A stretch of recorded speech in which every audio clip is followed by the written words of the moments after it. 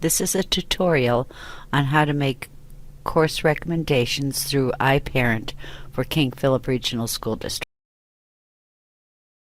Prior to making course recommendations, you might want to take a look at the courses that King Philip has offered for your child. The first step in looking at course recommendations is to go to the King Philip webpage. I'm on the webpage here, and I'm going to click on the High School tab up at the top. Over the left-hand side, there's a list of options, and I'm going to come down here to Program of Studies. Click on that. If I click on the Program of Studies, it's going to bring up all the courses that King Philip has to offer.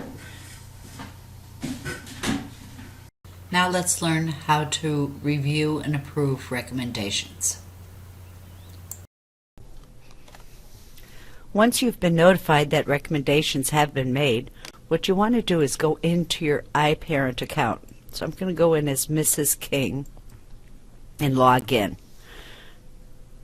Come down here to the iParent and you'll find a new tab that's available. It's called Parent Recommendations, and I'm going to click on that.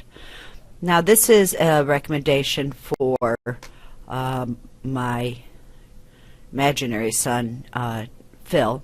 He's in grade 8, but since I'm looking for recommendations for his freshman year at King Philip High School, I'm actually looking for the 2015-16 school year. Once I change that school year, I can see here that recommendations have already been made by his teachers. Mr. Cowell, French; Mrs. Runyon, Geometry; Mr. Jones, History; Miss Ernest, Physical Science; Miss Ray's, English. Number of credit hours.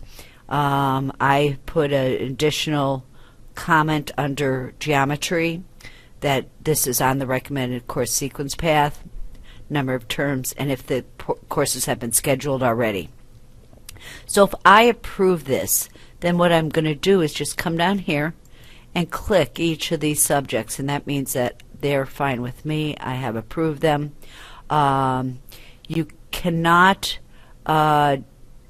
put 2 world languages in unless you have a teacher recommendation, and I'll go over the course override forms in a minute. Then we're going to come down here to electives, and you're going to be selecting 2 electives, but let's just select one right now for Phil. And you can see through this slide there's an exorbitant number of courses available. Now, not all of them are actually available. If we look at this drawing and painting, that's A7220.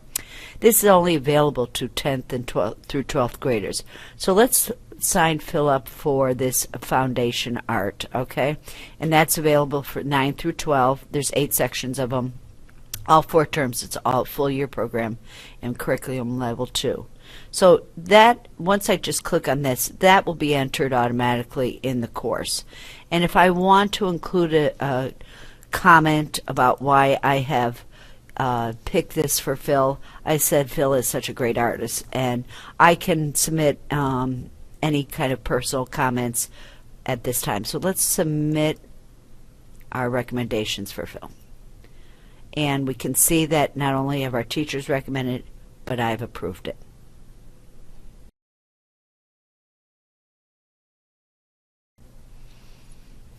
Let's take a look on how we make alternative recommendations.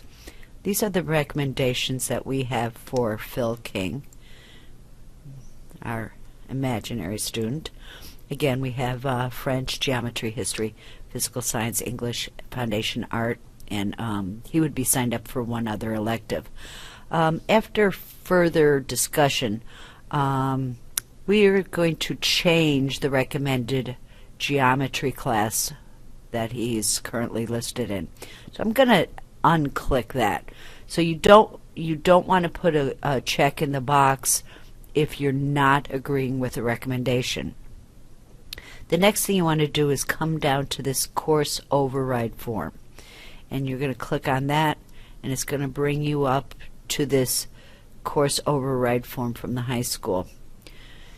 You're going to put your son's or daughter's name down. This is the information that the teacher recommended, the course name, level, and number. And this is your alternate recommendation, the course name, level, and number. You need to read and understand what you're agreeing to when you're making override like this. So what you want to do is read this information before you sign and have your child sign and date. At that time, you can have your child bring this into your guidance counselor so he can make the scheduling changes. And this is how you change or make an alternate recommendation.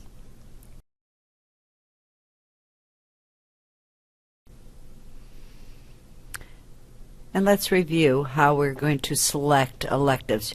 You can see here we had selected previously Foundation Art. Now there's only one elective position available for me to select.